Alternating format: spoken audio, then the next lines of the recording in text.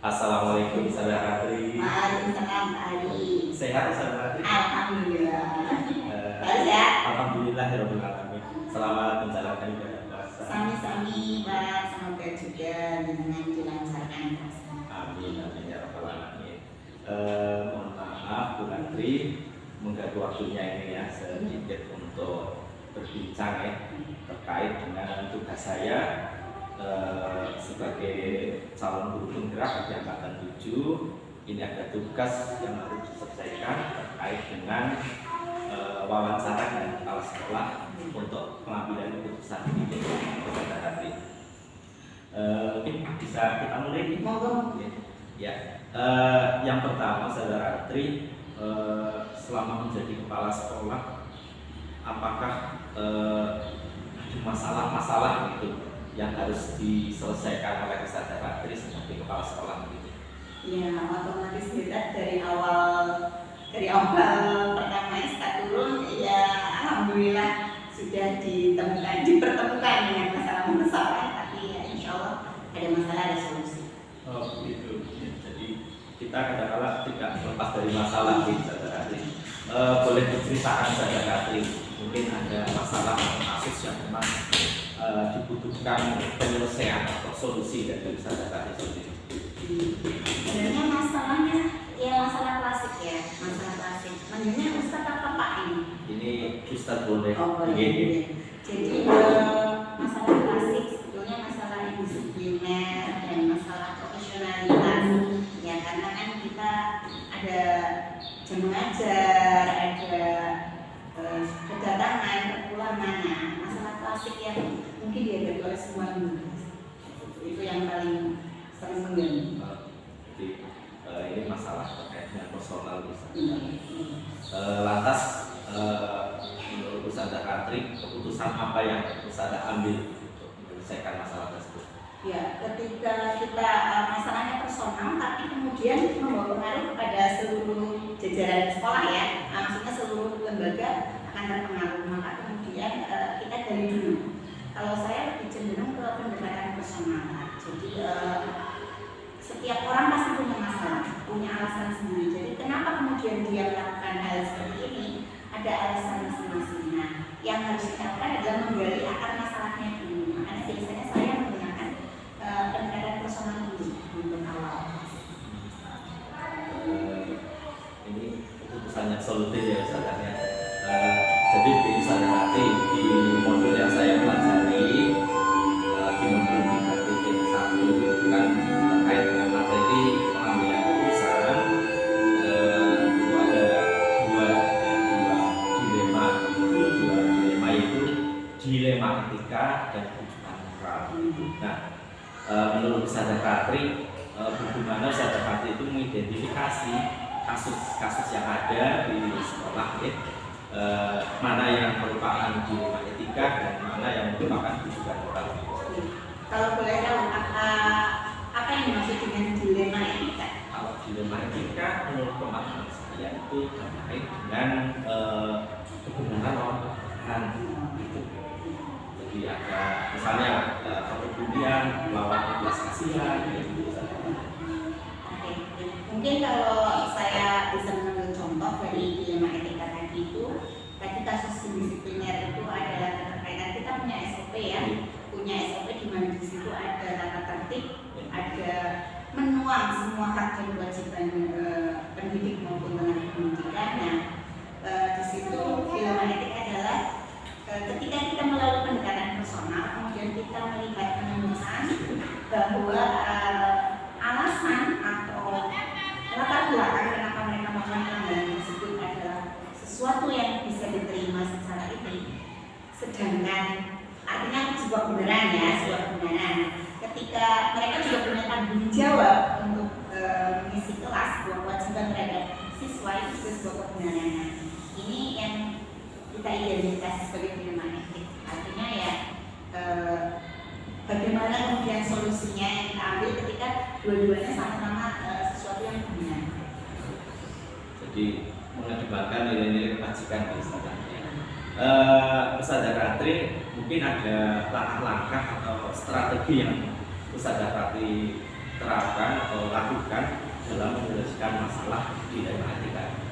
Ya, yang pertama itu ketika setelah pendekatan personal kita akan tahu akar permasalahannya apa. Nah, ketika akar permasalahannya itu pada saat itu tidak bisa langsung diselesaikan, maka yang terpenting adalah komunikasi. Karena kita kemudian akan mencari solusi untuk pembelajaran di sekolah. Karena dia nggak bisa datang sama sekali, maka komunikasi. Jadi kita kurikulum akan mencarikan guru baru. Akan tetapi seandainya itu kemudian harus memerlukan jangka panjang misalkan, maka kita akan memberikan beberapa solusi. Alasannya apa? Nah, kemudian kita minta mereka untuk memilih skala prioritas. Jadi solusinya misalkan kan nggak punya rewang, nggak punya pembantu, bisa untuk mencari. Atau kemudian tidak ada yang bisa dimintai tolong. Nah, ada anak kalau usia 3 tahun ke atas terpaksa sekali bisa ikut ke sekolah sekali karena memang tidak ada yang bisa diminta. Ya. Jadi beberapa langkah yang bisa saya sampaikan tadi diidentifikasi dulu, dicari kenapa sih bisa terjadi kasus-kasus seperti itu. Ya, menurut Ustazah Ratri, adakah hal-hal yang Ustazah Ratri itu anggap paling efektif dalam mengambil keputusan pada kasus yang tadi Ustazah Ratri sebutkan?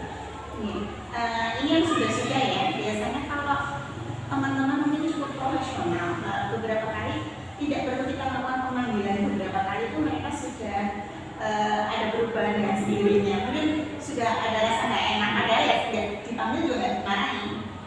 Diajak ngobrol saja, secara personal, tapi mungkin sesuatu yang dilakukan dengan hati akan diterima dengan hati. Artinya mereka kemudian agak enak sendiri. Jadi itu ternyata cukup efektif pendekatan. Jadi tidak perlu penyelesaian terlalu banyak. Kemudian Ustazah Ratri, dalam menghadapi kasus-kasus yang ada, adakah tantangan dalam mengambil sebuah keputusan? Tantangan ada, kayak analisis SWOT kan, analisis ada tantangan ya. Tantangan banyak karena kadang keputusan yang kita ambil yang menurut kita sudah bijak, menurut beberapa orang itu pasti nggak pas. Tapi kan kita memang tidak bisa untuk artinya hidup kita bukan untuk menyenangkan orang lain, tapi untuk profesionalitas kerja itu mana yang paling efektif. Maka kadang-kadang tantangan seperti itu ya bukan diabaikan. Artinya kita seandainya itu bukan hal yang prinsipil, maka kita tetap merujuk pada kepentingan siswa ya, kepentingan yang paling utama kepentingan siswa. Jadi ya di apa ya, bukan sambil lalu. Artinya ya tidak dijadikan baperan. Kita nggak mikir banget ya. Jadi kalau namanya orang mesti ketika keputusan diambil nggak semuanya sama. Iya, bagus sekali Ustazah Ratri. Begini Ustazah Ratri, selanjutnya apakah Ustazah Ratri itu memiliki prosedur atau tahapan terkait dengan pengambilan keputusan yang Ustazah Ratri lakukan terhadap kasus-kasus yang ada? Maksudnya, apakah ketika ada sebuah kasus Ustazah Ratri langsung memutuskannya atau menunggu sebuah alur tertentu? Karena kita juga berada di bawah yayasan ya, jadi kita juga ada tadi SOP tadi, standar operasional prosedur yang harus kita lalui. Artinya cuma cara masing-masing orang berbeda. Maka kita menggunakan pendekatan personal. Kita balik ya, ketika kali kita ngobrol, seandainya tidak ada perubahan, maka kita bisa menyerahkan kepada HRD atau SDM ya, yayasan. Itu artinya kalau sebuah pelanggaran yang sudah sangat berat, biasanya kalau pelanggaran tertentu hanya pendekatan personal selesai. Tapi kalau misalnya pelanggaran berat, kita sebagai kepala sekolah sudah tidak bisa, bahkan sudah agak sedikit tegas tidak bisa, maka bisa langsung ke HRD dengan ada SP1, SP2 selanjutnya. Jadi sudah ada alurnya ya. Kemudian ini sebagai seorang kepala sekolah tentunya ya tadi yang sudah disampaikan, kasus-kasus atau masalah pasti ada ya. Adakah pihak-pihak mungkin yang mempermudah Ustazah Ratri sebagai kepala sekolah untuk mengambil sebuah keputusan atau kebijakan yang efektif. Alhamdulillah karena di kita ada tim ya. Jadi ya kalau tadi ditanya apakah jelas ada, karena kita akan melibatkan. Jadi mungkin ada yang saya mau menyampaikan. Salah satunya juga ada komite sekolah kan ya, ada komitenya. Selain tim intern, kita kan ada komite. Kalau itu permasalahan besar yang masuk ke masyarakat. Jadi kalau untuk intern kita ada tim manajemen di mana diwakili oleh bidang kesiswaan, bidang kurikulum, bidang BPI dan bidang Quran. Jadi kita biasanya ketika ada permasalahan intern yang cukup berat, kita musyawarahkan di sini. Tapi kalau permasalahan ini cukup berat, intinya melibatkan masyarakat, baru kita Jadi kalau boleh saya simpulkan ya Ustazah, terkait dengan penanganan kasus ada yang harus diambil keputusan di intern sekolah ini melalui tim manajemen ini, kemudian mungkin terkait dengan masalah-masalah murid ini, terus ada yang melihatkan yayasan gitu ya Ustazah Ratri. Mungkin ini pertanyaan terakhir nih, dari kasus-kasus yang ada Ustazah Ratri mengambil sebuah keputusan, tentunya ada pembelajaran ya dari Indonesia dan masalah yang ada. Bisa disampaikan Ustazah Ratri terhadap saya pembelajaran dari penanganan kasus yang diambil. Pembelajaran yang paling ya berat otomatis kita kadang beban moral ya ketika kita tahu bahwa sebetulnya permasalahan itu timbul karena ada permasalahan yang juga tidak dibuat-buat. Nah, mungkin yang harus kita ingat adalah skala prioritas. Jadi kita harus memprioritaskan hal-hal apa yang penting sebagai mengutamakan kewajiban kita dulu sebagai guru, kemudian baru nanti insya Allah akan gitu. Jadi masalah skala prioritas dan profesionalitas itu harus dikedepankan. Ya, terima kasih sekali Ustazah Ratri, ini sudah meluangkan waktunya bersedia untuk menjadi narasumber saya untuk menyelesaikan tugas gitu. Sekali lagi terima kasih Ustazah Ratri. Ya, assalamualaikum. Sehat selalu Ustazah Ratri. Amin.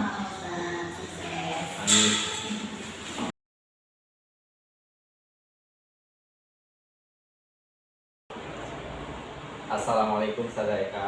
Waalaikumsalam warahmatullahi. Sehat? Alhamdulillah. Ustaz Ferry bagaimana? Alhamdulillah sehat Ustazah.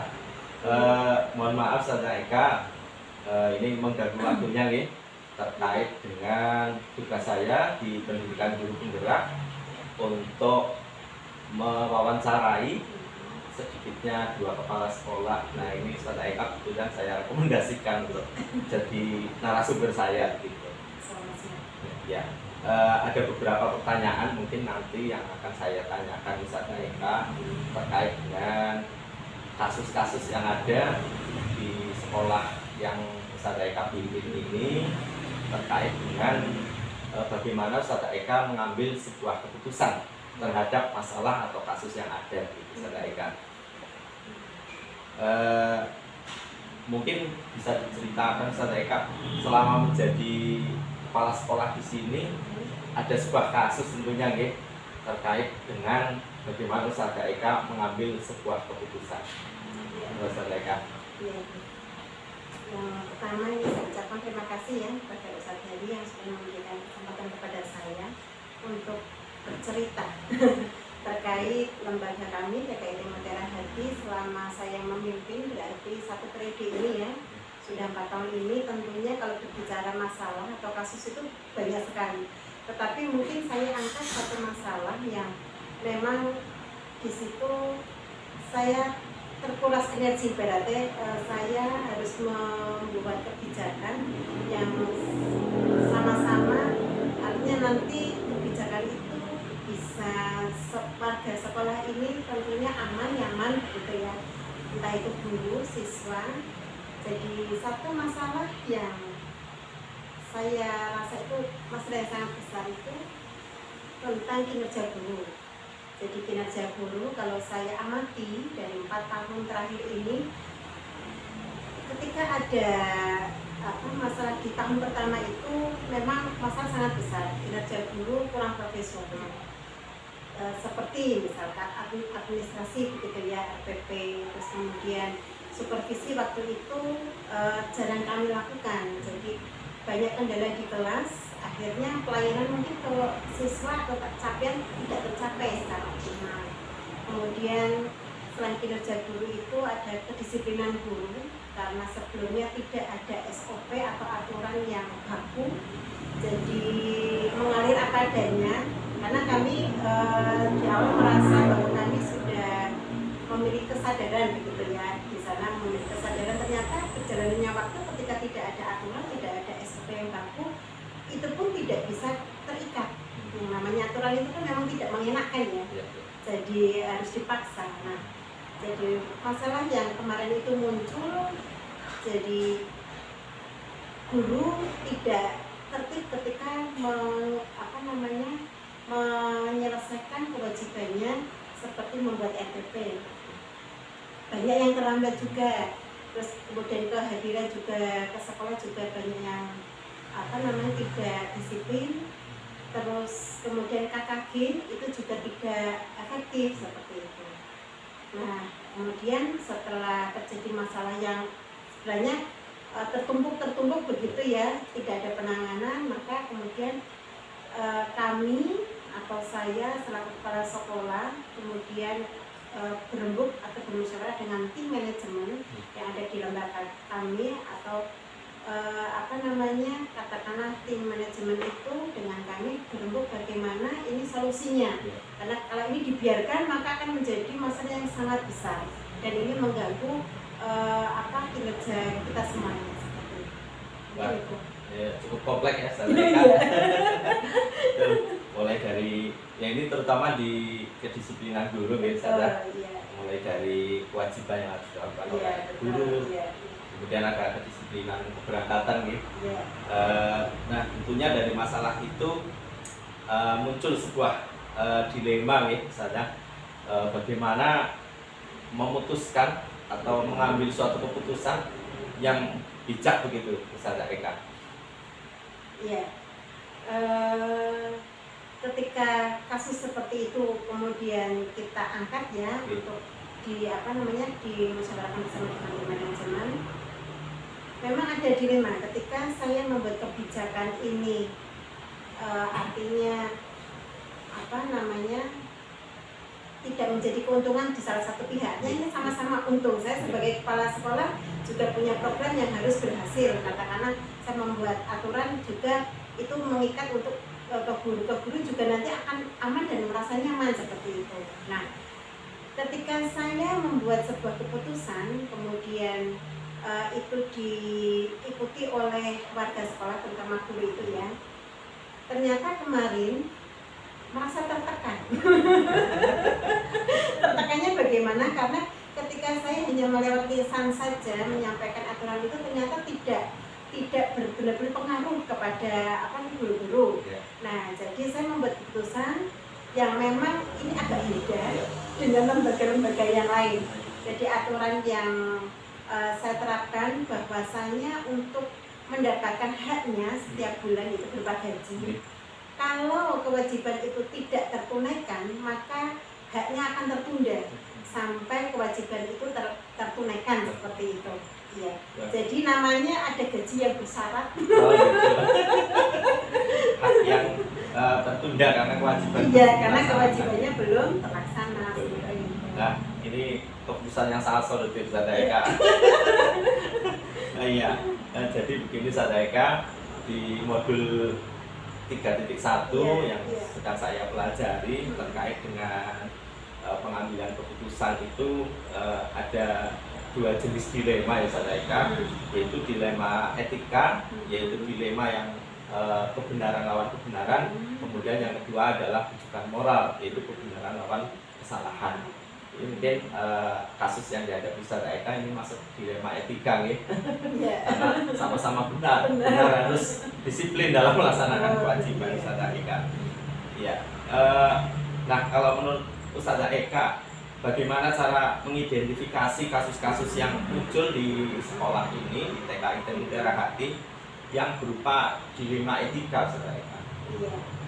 Jadi kita butuh strategi ya untuk mengidentifikasi itu ya. Jadi bisa melewati pendekatan secara person. Jadi misalkan ada beberapa guru yang memang dia mungkin mengalami kendala di sekolah, di kelasnya, ya, di warga kelasnya, dia langsung menyampaikan ke saya. Ataupun yang kedua, identifikasi lewat supervisi kelas. Jadi ketika supervisi kelas itu akan kami temukan beberapa kendala, bagaimana kinerja gurunya, kemudian seperti contohnya kedisiplinan begitu ya, saya bisa langsung mengamati secara langsung.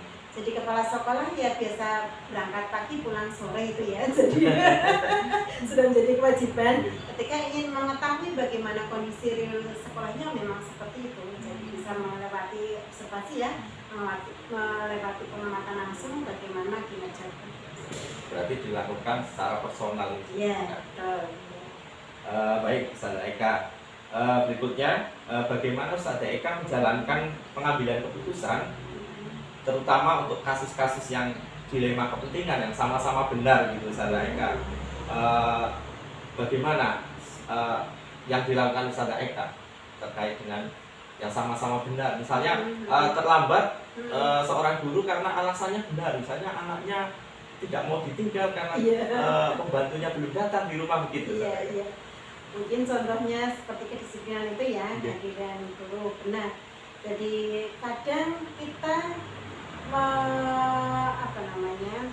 menerapkan sebuah aturan yang secara baku begitu ya, secara tertulis memang ada, tetapi ada yang kita butuh secara kemanusiaan seperti itu, pakai rasa. Karena ketika saya kemudian saya posisikan saya sebagai guru tersebut begitu ya, ketika mungkin anak saya sakit dan memang tidak bisa ditinggal ya memang harus ada kebijakan yang lebih arif begitu. Jadi mungkin ya salah satunya seperti yang tadi ya memang harus ada tarik ulur atau fleksibel ya. Jadi tidak sangat kaku banget itu aturan kami terapkan, tetapi ada tambahan rasa di situ. Iya. Iya. Jadi mungkin ini ya Ustazah Eka, keadilan lawan kasihan atau kepedulian ya. Karena masih ada kemanusiaannya. Betul, iya. Berikutnya Ustazah Eka, hal apa yang Ustazah Eka rasa atau anggap paling efektif dalam mengambil sebuah keputusan terhadap kasus yang ada? Ketika masalah itu tadi yang muncul ya, kemudian kebijakan itu kami ambil. Jadi apa yang menjadikan itu kebijakan yang memang sudah kami terapkan itu memang benar-benar efektif, bisa diterapkan di warga tersebut, warga sekolah ya, terutama guru itu, maka ya semua harus nyaman dan aman dan bisa dilakukan bersama-sama. Tapi ketika berprosesnya waktu, kemudian kita kaji ulang, kita evaluasi, kita monitoring apakah itu benar-benar mau dilaksanakan seterusnya, apakah atau ada perubahan seperti itu. Jadi kita kaji ulang, kita evaluasi. Manakala itu kok tidak pas, aturan tersebut tidak bisa pas untuk diterapkan di saat yang sekarang misalkan, kita kaji ulang, kita kumpulkan bersama-sama begitu ya, warga kelas mau seperti apa ya, keinginannya seperti apa. Contohnya kemarin kasusnya, jadi kemarin sempat ada ketika ada guru yang terlambat begitu, ada yang memang harus dapat katakanlah konsekuensinya. Jadi ada sedikit yang dikurangi dari haknya begitu, karena dia terlambat. Tapi kami kemarin ingin menerapkan aturan yang kemarin itu menjadi habit, menjadi karakternya guru TK itu Mutiara Hati. Jadi tidak ada pengurangan sedikit dari gajinya. Tetapi setelah saya evaluasi 2 bulan terakhir ini, lah kok balik lagi begitu ya, pada terlambat. Ternyata karakter habit ini tidak bisa terbentuk. Akhirnya kami musyawarahkan kembali mau seperti apa. Akhirnya keputusan dirembuk bersama begitu ya, dan yang muncullah kesepakatan yang baru seperti itu. Ya, menarik. Baik. Menurut Ustazah Eka, yang menjadi tantangan ya dalam mengambil sebuah keputusan terkait dengan kasus-kasus dilema etika itu seperti apa, Saudara Eka? Nah, tantangannya ya. Tantangannya yang pertama apa ini ya? Sifatnya kadang person ya. Jadi kalau ini punya dengan SDM tentu kadang ada rasa apa namanya antar guru ini kadang harus kami jaga perasaannya. Jadi terkadang ada yang memang bisa kami dekati dengan alur yang apa namanya yang dirasa itu memang pas untuk dia karakter seperti ini. Tetapi ada yang sudah diingatkan begitu ya, sudah lewat lisan, lewat WA misalkan kok tidak bisa begitu ya. Jadi kadang dengan karakter yang berbeda-beda dari masing-masing guru itu adalah sebuah tantangan. Terus yang kedua kadang ini karena saya tipenya orang yang pengen yang ideal begitu ya. Nah, kadang harapan dan kenyataan itu tidak sama. Perlu penyesuaian. Itu juga salah satu tantangan. Tapi saya melihat pada sekolah di sini terutama guru ekosistemnya ya sudah bagus seperti itu, sudah dibentuk. Ya, menarik ini. Kemudian ini, apakah Saudara Eka sebagai seorang kepala sekolah mempunyai aturan atau jadwal tertentu dalam menyelesaikan sebuah kasus yang ada, terutama kasus dilema etika? Maksudnya apakah ketika ada sebuah kasus langsung diselesaikan di tempat atau memiliki sebuah prosedur begitu, Saudara Eka? Ya, kalau di lapangan ini ya, di teknik lapangan dua-duanya. Jadi ada yang memang harus langsung kami eksekusi saat itu juga. Karena ini kalau ditunda beberapa waktu nanti jadinya akan melebar kemana-mana dan masalah tidak terselesaikan. Tapi ada juga yang memang terjadwal. Jadi katakanlah seperti sepekan sekali ada rapat evaluasi ya. Jadi di situ kami dengan tim manajemen ataupun warga sekolah guru itu tetap terjalin komunikasinya. Jadi ketika sepekan yang sedang berjalan itu apakah ada masalah langsung kita selesaikan di saat itu. Ya ada yang terjadwal, ada yang memang harus segera diselesaikan. Berikutnya, adakah seseorang atau pihak-pihak yang mungkin selama ini mempermudah Saudara Eka sebagai kepala sekolah dalam mengambil sebuah keputusan? Kalau dibilang seseorang atau faktor, siapa ini ya yang memudahkan begitu ya? Ya paling memang ini kan ada harus butuh komunikasi ya kan. Jadi memang seperti ada yayasan gitu ya, yayasan atau HRD ini yang bisa membantu saya dengan mudah ketika ada masalah yang tidak bisa saya selesaikan sendiri di lembaga. Jadi memang butuh dibantu oleh tim ini HRD ya yang dari yayasan. Ini menurut saya memudahkan kerja saya. Jadi tidak terlalu berat, jadi tidak tertumpuk pada saya sendiri begitu.